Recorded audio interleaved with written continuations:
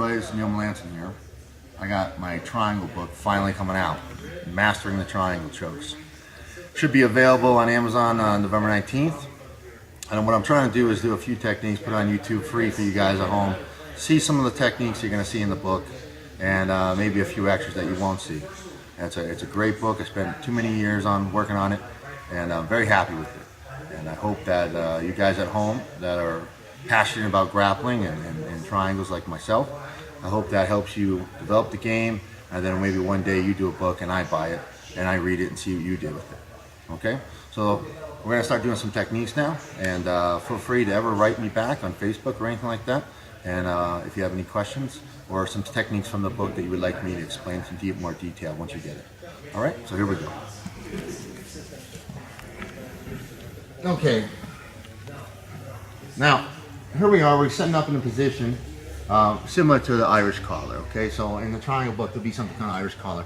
Okay, and what I want is this arm behind me, normally like almost like an overhook position. But what I'm doing here in Irish collar, it's more related to like kind of getting striking oriented. Okay, I don't want to get hit in the face, at least more than I already have. Okay, so what happens is I'm trying to protect myself. I kind of slingshot my opponent towards me. So right here, I got Montel Williams Jr. helping me out. And what he's going to do right now, he's going to have his hands up like he's going to try to punch. So what happens here, I like to slingshot him forward, my hands come in, and I lock. Okay? So his hands on the outside, and I just lock, kind of like a gable grip, or you can go three-fingered grip if you prefer. And I'm gonna get personal, cheek to cheek, okay? Like he's my sweetheart, all right? And I'm gonna lock it tight. And my elbow and my forearm is gonna be inside his arm. This is very important. I don't want him to control the inside. I want to control the inside. Lock nice and tight. And then the next thing I'm gonna do is I'm gonna squeeze him low, and then I'm gonna shift offline. I can go to an open guard, or I can stay closed. And a part of this reason I like this so much is because this hand's not hitting me in the face. My head will be next to his head. It's gonna be hard for him to do any damage. And if he tries to punch him with this arm, now I can start to brace. And I start to go to a bicep ride, and I start to protect myself. And now I can isolate this limb and start to attack. Okay, so we're here, I squeeze him low, I shift offline, he might try to strike, and now I can open it up and get to a knee inside position. Now from here, we worked over in the book a lot, you know, going to over the back grip. I've already done a little video on that kind of stuff. What we're gonna work on today is switching the grip and going inside the leg. But I'm gonna show you why I would do that. If I have Montel's arm to the outside, I'm gonna stick to over the back grips or just feeding it through, keeping it kind of simple. But now let's say I can't get, Montel's arm's not to the outside. He's kind of like pushing, he's working, and I can't get this to the outside. Doesn't mean I can't go to an Irish collar position. It just means I don't have the security that I would normally have. So timing and technique is gonna alter a little bit, okay? So now we're here. Montel's kind of holding, he's on the inside. It's not what I prefer. I still got my head here, and I lock my hands, okay? And Montel's gonna still fight me with this other arm, okay? But all I have to worry about is him pushing on me and ducking out, moving away. So I gotta stay tight, so I gotta create more friction on my triangle setup. So I'm here and I'm working. So now he's starting to work a little bit, and now I fight and I get my knee inside, okay? My knee gets inside. So what I'm gonna do, trying to stay nice and tight, balled up, saucer back position, I'm gonna start to push, and then I'm gonna kick my knee up, and my arm's gonna go underneath, I'm gonna lock my hands. I'm gonna lock my hands, okay? So right now, I'm gonna lock and I'm gonna pull Montel in. So now if he tries to back out or anything, I can slow him down. I can feel him, okay?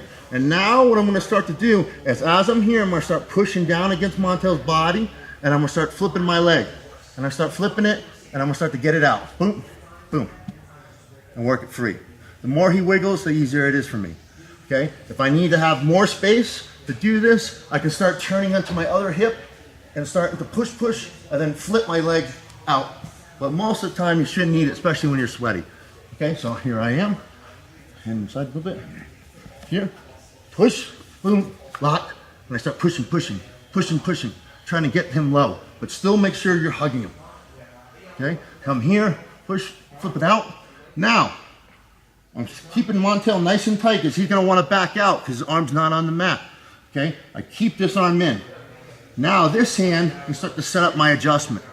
Okay, so I can start to push on his hip, I can look inside his leg, look inside his arm, or start ready to hug my knee, depending on how I want to finish. Okay? Once I'm here, now a lot of times I'll start to lock already with my hand in. Okay? Because the sooner I can get my legs locked, the less slippage I'm going to have. I can always adjust in a little bit. I don't need to land a perfect triangle just yet. So right now I'm here. I cross. Now from here, I can lock and adjust. And now I can finish here. I can hug and squeeze. Or I can hook and pull the head and get the triangle too. Okay? The key to this, and the difference maker, is where Montel's hands were. Okay, his hands is on the inside, I set him to the outside of the mat. My control now is diminished a little bit, so I made the adjustment in my Irish collar setup and still got a very tight triangle. And especially when you're slippery, it's going to help a lot. Keep your opponent from backing out and then, hitting you in the face. All right, I don't have a name for this, it's just grappling.